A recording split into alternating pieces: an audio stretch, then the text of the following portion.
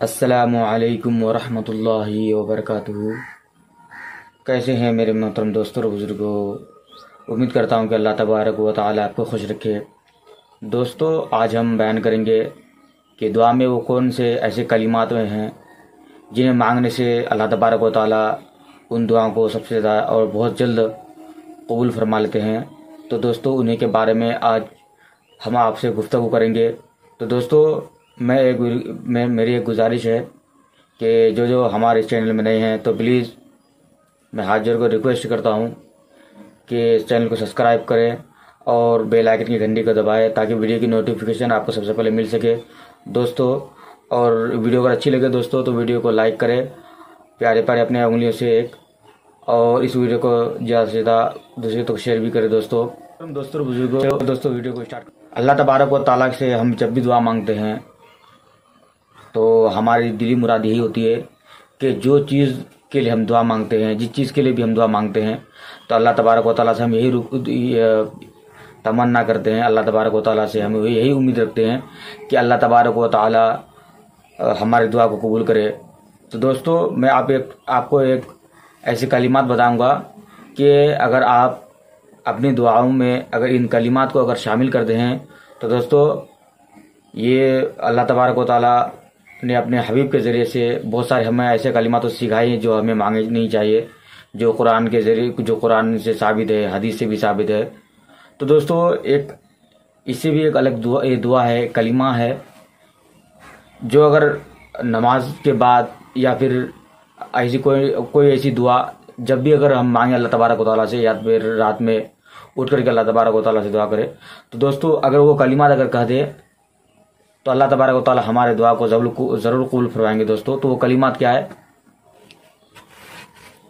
दोस्तों? वो कलिमात करने से पहले मैं कुछ कहना चाहता हूँ कि ये कलिमा जो है अगर याद करना चाहे तो आप इसे याद भी कर सकते हैं, और अगर याद ना हो तो फिर लिख भी सकते हैं। सादी रहमान ले सकते हैं, उसकी एक किताब है कलिमा शादी, उसमें ये पहले अशार में यही बात लिखी हुई है कि करीमा व बख्शाए बरहालिमा कि हस्तम असीर कमंदे हवा निगहदार मारा ज़रा है ख़ता दर गुजारो सवाबम नुमा।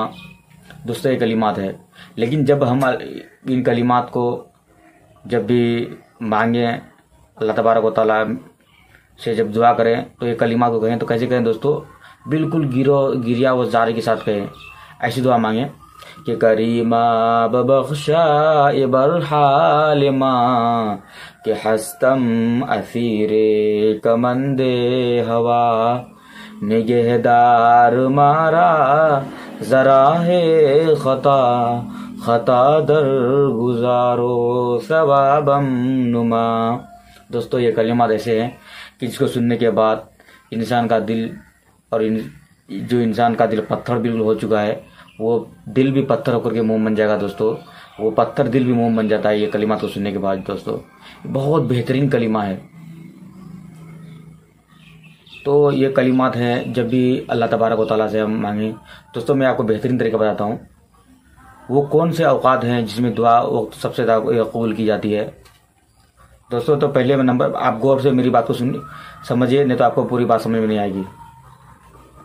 ऐसा नहीं कि मेरी बात अगर बोरिंग लग रही है तो वीडियो को काट करके फिर दूसरा पार्ट देखे, नहीं दोस्तों।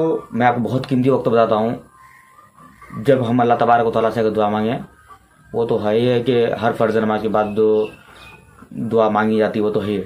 लेकिन आपको एक बहुत बेहतरीन तरीका बताता हूँ कि अल्लाह तबारक व तआला से अगर हम कोई ऐसी दुआ मांगे जो सिर्फ अल्लाह तबारक व तआला ही सुने, तो दोस्तों वो कौन सी दुआ है कि वो तहज्जुद के नमाज के बाद जो दुआएं मांगी जाती है दोस्तों, ये वो दुआ है।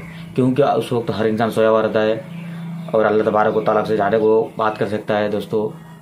वैसे तो अल्लाह तबारक व तआला हर जगह ही हाजिर व मौजूद हैं, लेकिन फिर भी अल्लाह तबारक व तआला ये इरशाद फरमाते हैं कि तुम अगर मांगना चाहते हो तो मुझे तन्हाई में मांगो।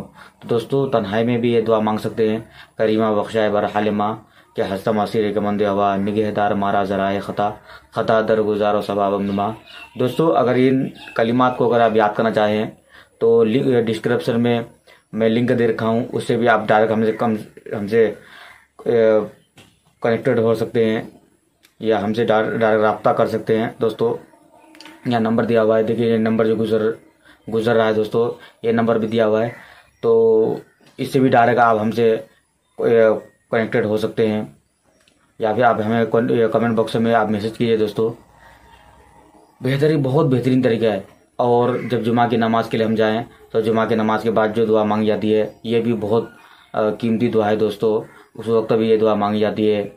और जो भी हो तमाम दुआ, क्योंकि हम रोज़ाना अल्लाह तबारक व तआला से दुआ तो मांगते रहते हैं कि रब्बना आतिना फिद दुनिया हसनतुम व फिल आखिरति हसनतुम व क़िना अज़ाबन्नार, रब्बना ला तुहम्मिलना मा ला ताक़त लना बिही वाअफ़ु अन्ना वग़फ़िर लना वतरहमना लनकूनन्ना मिनल ख़ासिरीन गैर ख़ताया वला नदमा वला मुस्लिम। इस तरह की दुआ तो हम मांगते रहते हैं, या मुक़ल्लिबुल क़ुलूब सब्बित क़ुलूबना अला दीनिक, इस तरह की दुआ तो हम मांगते रहते हैं।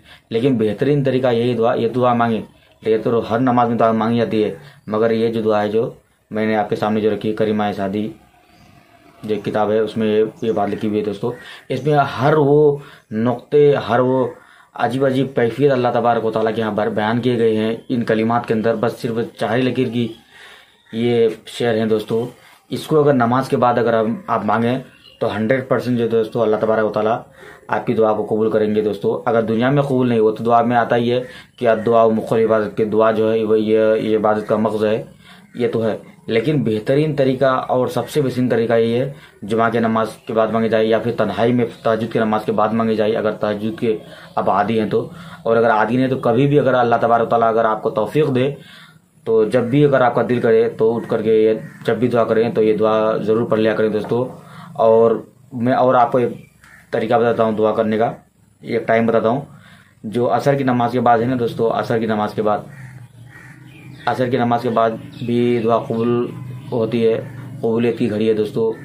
ये 3 वक्त हैं, एक असर की नमाज के बाद, और एक ये तहज्जुद में, और एक 5 वक्त में। इन तीनों चीज़ों में आप अल्लाह तबारक व तआला की कबूलियत की घड़ी तलाश करें कि किस वक्त अल्लाह तबारक व तआला हमारी दुआ को कबूल करेंगे, ये तलाश करें दोस्तों।